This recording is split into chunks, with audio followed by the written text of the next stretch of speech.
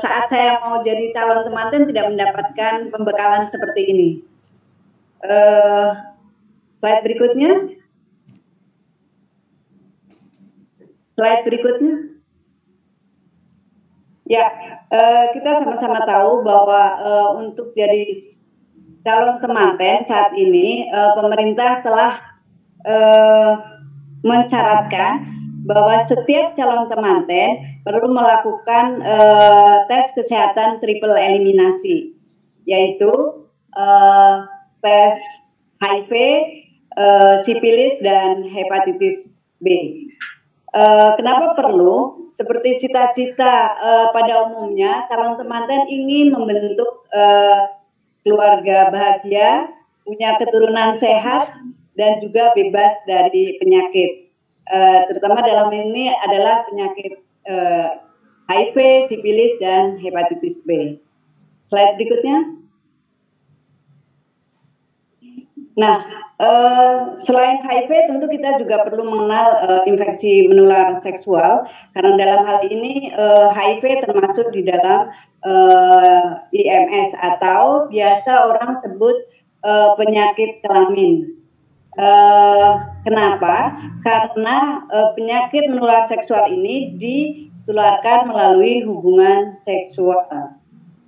Slide berikutnya. Apa saja sih biasa yang kita kenal dengan IMS itu? IMS ada macam-macam. Slide berikutnya.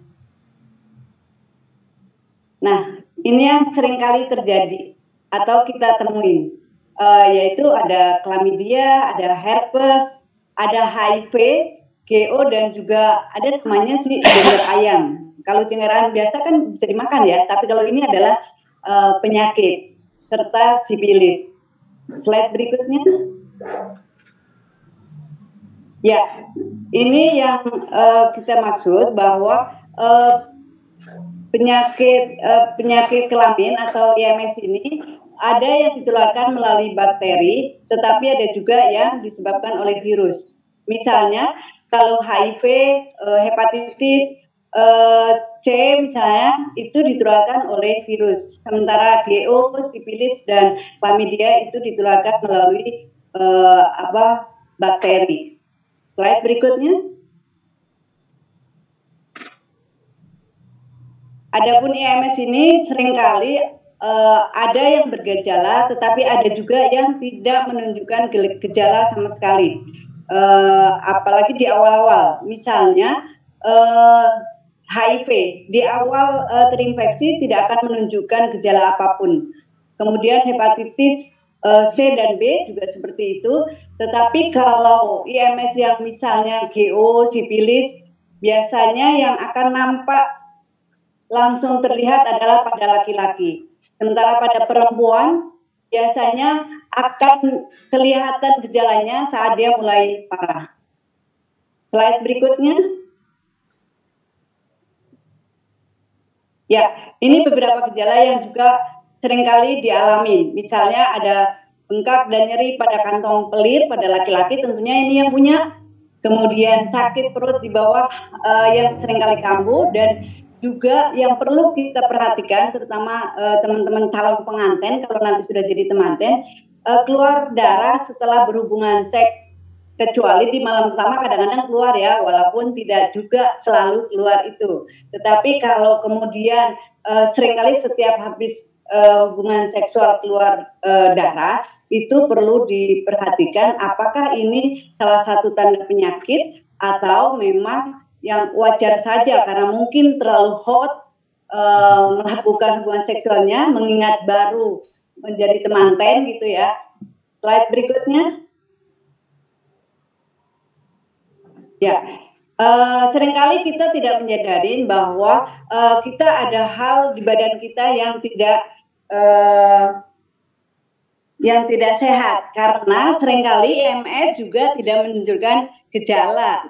Seperti tadi misalnya HIV, dia tidak menunjukkan gejala sama sekali di awal, sehingga orang sering tidak mempedulikan. Padahal jika dia melakukan hubungan seksual tanpa menggunakan pengaman, dalam ini misalnya kondom, dia bisa menularkan ke pasangannya, baik ke istrinya ataupun ke suaminya. Oleh karena itu, kita dalam hal ini penting sekali melakukan yang seperti dianjurkan oleh pemerintah tadi, tes triple eliminasi. Slide berikutnya. Apa sih yang bisa ditimbulkan atau dampaknya jika kita menderita IMS? Pertama, kita bisa sakit, bisa keluar cairan, bahkan tadi di depan telah disampaikan oleh narasumber sebelumnya, kita juga bisa kena kanker rahim pada perempuan, dan juga kita bisa mengalami keguguran ataupun hamil di luar kandungan. Dan yang lebih parah adalah jika kita ada IMS dan tidak diobatin sampai tuntas, bisa menimbulkan kemandulan. Slide berikutnya. Slide berikutnya. Nah, kita perlu tahu siapa saja sih sebenarnya yang rentan bisa tertular IMS atau infeksi menular seksual. Tentu dalam hal ini siapapun bisa, termasuk pasangan tetap. Artinya baik suami ataupun istri bisa juga berisiko terjadinya IMS. Kemudian kita tahu ada pekerja seks, pelanggannya, kemudian orang yang melakukan hubungan seks dengan orang yang sudah terinfeksi IMS. Seperti juga dengan HIV, jika dia melakukan hubungan seks dengan pasangannya ataupun orang yang sudah terinfeksi dan tidak menggunakan pengaman, dia bisa tertular. Dan juga korban pemerkosaan pelecehan seksual juga bisa berisiko terkena IMS.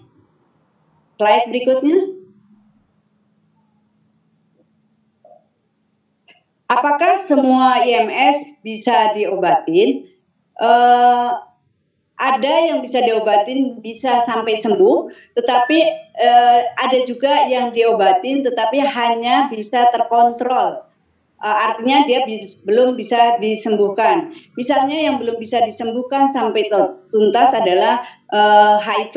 Dalam hal ini HIV termasuk IMS, sudah ada obatnya tetapi belum bisa menyembuhkan. Obat yang digunakan adalah obat untuk menekan jumlah virus sampai tidak terdeteksi dan meningkatkan kekebalan tubuh sehingga seseorang yang terinfeksi HIV tetap bisa sehat, bisa produktif, bisa menikah dan bisa punya anak tanpa harus menularkan ke pasangan ataupun ke keturunannya, tetapi dia belum bisa dikatakan sembuh. Karena apa? Obatnya harus diminum seumur hidup, ya.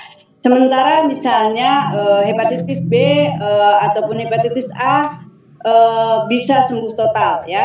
Kemudian IMS yang lain juga jika diobatin dengan benar bisa disembuhkan. Slide berikutnya. Apa sih kaitannya IMS dan HIV? Dalam hal ini IMS adalah pintu gerbang masuknya HIV. Slide berikutnya. Ya, orang yang kena IMS jauh berisiko untuk terjadinya penularan HIV, bisa sampai 3 sampai 10 resiko terjadinya penularan HIV. Di banyak negara, bahkan juga di Indonesia sebenarnya dengan adanya IMS akan memperbesar peluang terjadinya penambahan infeksi HIV. Slide berikutnya. Slide berikutnya. Ya, apa yang bisa kita lakukan jika kita terkena IMS?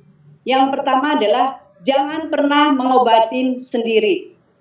Segera periksakan diri ke dokter untuk mengetahui secara tepat. Dan kita biasanya akan diberikan obat oleh dokter dan minumlah sampai tuntas sesuai anjuran dokter. Dan juga tahan walaupun masih temanten baru, kalau sedang ada IMS-nya tentu diobatin sampai sembuh dulu, baru kemudian mainkan lagi, artinya melakukan hubungan seks kembali silahkan, ya. Kemudian minta juga pasangannya untuk melakukan tes atau periksa ke dokter. Seringkali yang kita jumpai di lapangan adalah teman-teman kena IMS, kemudian yang berobat hanya yang menderita atau yang terkena infeksi menular seksual itu sendiri, sementara pasangannya tidak disarankan atau tidak diajak untuk ke dokter, sehingga akan terjadi pingpong, akhirnya mereka akan menularkan ke pasangannya di rumah. Slide berikutnya. Nah, tadi kita sudah bicara bahwa IMS adalah pintu gerbang masuknya infeksi HIV. Apa sih bedanya HIV dan AIDS? Selanjutnya. Ya, HIV adalah virus yang menyerang sistem kekebalan tubuh pada manusia, sementara AIDS adalah kumpulan gejala penyakitnya. Artinya kalau kita menjelaskan secara gampangnya aja sih sebenarnya HIV itu virusnya, sementara AIDS itu adalah kumpulan atau penyakitnya. Slide berikutnya. Ya, ada di mana sih sebenarnya virus HIV di dalam tubuh seseorang? Ya, HIV ada di seluruh cairan tubuh orang dengan HIV. Artinya kalau saya terinfeksi HIV, di seluruh cairan tubuh saya itu mengandung virus HIV. Tetapi tidak semua cairan yang mengandung HIV tadi bisa menularkan HIV ke orang lain. Yang bisa menularkan terutama yang ada di darah, kemudian di cairan sperma, di cairan vagina, dan juga di air susu ibu. Itu kenapa bisa terjadi? Karena disitulah jumlahnya cukup besar atau konsentrasinya cukup tinggi sehingga cukup untuk menularkan atau menginfeksi orang lain. Slide berikutnya. Ya, apa saja sih kegiatan yang bisa menularkan HIV? Salah satunya yang wajib diketahui oleh semua kita, terutama calon temanten ini, hubungan seksual. Hubungan seksual yang bagaimana yang bisa menularkan HIV? Tentu hubungan seksual dengan orang yang sudah terinfeksi HIV atau seringkali kita sebut ODA, orang dengan HIV/AIDS. Slide berikutnya.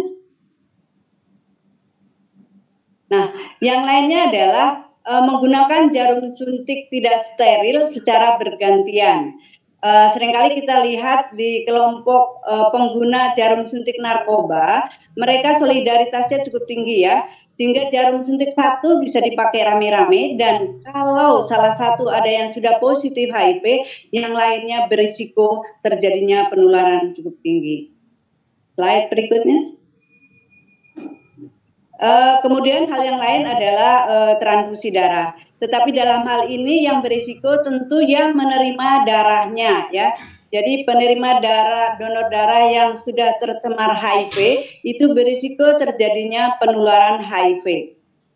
Slide berikutnya.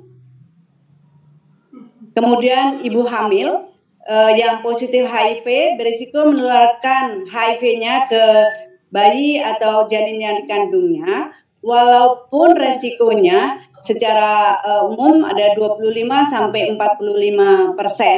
dan jika dilakukan intervensi tidak menyusui, kemudian minum obat ARV dan juga melahirkannya secara sesar, ataupun kalau sudah tidak terdeteksi boleh melahirkan secara normal, resikonya turun dari 5%. Jadi risikonya kurang dari 5% terjadinya risiko penularan dari ibu ke bayi. Yang lainnya adalah jika kita sudah mengetahui apa saja sih sebenarnya yang menularkan, tentu kita perlu tahu yang tidak menularkan HIV, sehingga tidak menjadi kita begitu tahu ada pasangan kita atau bahkan anggota keluarga yang positif HIV, kita mendiskriminasikan mereka. Yang pertama yang tidak menularkan HIV, gigitan nyamuk. Itu tidak menjadikan kita tertular HIV. Kemudian batuk, bersin, tidak juga menularkan HIV, tidak seperti corona saat ini yang begitu mudah terjadinya penularan. Kemudian salaman, walaupun mungkin kita ada keringat di tangan kita ataupun ada cairan yang kebetulan ada di tangan kita, kemudian kita salaman dengan orang yang positif HIV, tidak akan terjadi penularan, bahkan hidup serumah dan berenang bersama pun, bekerja bersama, bersekolah bersama, dan bahkan membuka usaha bersama, itu tidak akan terjadi penularan HIV. Slide berikutnya. Nah, menggunakan peralatan makan dan minum bersama tidak akan terjadi penularan. Kemudian intinya adalah kontak sosial biasa tidak akan terjadi penularan HIV. Ya, slide berikutnya. Ya, ini ringkasannya adalah jika suami kita atau pasangan kita terinfeksi HIV karena pemakaian jarum suntik tidak steril berganti-gantian misalnya, kemudian dia tertular HIV dan dia pulang ke rumah ketemu istri yang notabene adalah ini pasangan resmi halal, melakukan hubungan seksual dengan istri tetapi sudah membawa virus HIV di dalam tubuhnya, dia bisa menularkan ke istrinya dan istrinya tanpa tahu, jika dia tidak melakukan tes tidak akan tahu dirinya positif HIV atau tidak, dia bisa menularkan ke anaknya. Sehingga bisa terjadi dalam satu rumah suami, istri, anak semuanya terinfeksi HIV. Oleh karena itu penting sekali calon temanten dan juga ibu hamil melakukan triple eliminasi tadi. Jadi tes untuk mengetahui ada HIV atau tidak, kemudian hepatitis B dan juga mengetahui ada sipilis atau tidak, sehingga bisa dilakukan pencegahan agar tidak tertular penyakit-penyakit tadi. Slide berikutnya. Ya, IMS dan HIV sebenarnya bisa dicegah. Tentu semua orang bisa melakukan ini, termasuk dalam hal ini calon temanten dan juga semua orang yang belum menikah tentu jauhin seks atau tidak melakukan hubungan seks sama sekali sampai punya pasangan tetap tentunya dan halal dalam hal ini. Kemudian kalau sudah punya pasangan tentu harus bersikap saling setia. Jadi tidak boleh yang setia hanya salah satu saja, tetapi baik suami ataupun istri harus saling setia. Jika terpaksa, misalnya salah satu pasangan kita ternyata setelah tes triple eliminasi positif, entah itu HIV, entah itu sipilis ataupun hepatitis, bisa dicegah untuk tidak menularkan ke orang lain atau ke pasangannya dengan menggunakan kondom. Yang lainnya juga kita tidak menganjurkan atau sama sekali tidak diperbolehkan menggunakan jarum suntik narkoba. Kemudian agar semuanya orang bisa melakukan pencegahan, tentu kita perlu memberikan edukasi kepada semua orang di sekeliling kita, termasuk dalam hal ini utamanya adalah pasangan. Slide berikutnya. Nah, karena keterbatasan waktunya cuma 15 menit, jadi semua pendengar, semua peserta webinar, terutama calon temantin, jika ada pertanyaan yang masih nanti belum bisa tersampaikan di room webinar ini, di acara webinar ini, silakan bisa menghubungi kami di Facebook kami, Kudamba Samawa, kemudian di IG kami Kudamba Samawa juga, dan di hotline kami 085764116823 atau di email kami kudambasamawa@gmail.com. Terima kasih, itu aja yang saya sampaikan. Nanti kita akan jumpa di ruang diskusi. Assalamualaikum warahmatullahi wabarakatuh.